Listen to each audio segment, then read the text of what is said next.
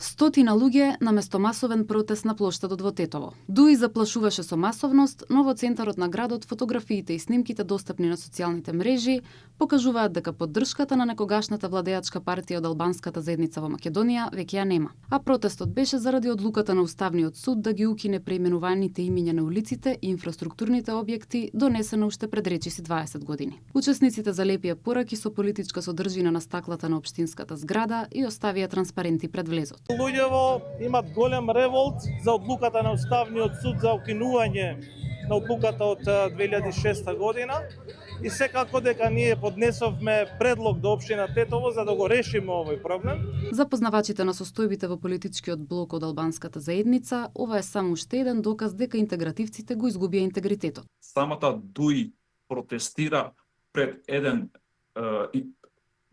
една институција која нема донесена таква одлука, туку Уставниот суд има донесена одлука дека промената на улиците во Тетово е спротивна на Уставот. Тие најверојатно се плашеа да протестираат пред Уставниот суд, имајќи предвид дека минатото кога протестираа за албанскиот јазик пред Уставниот суд, нивните приврзаници завршија во црната листа на САП. Ова е втор протест зад кој стои ДУИ за еден месец за истата одлука од Уставен.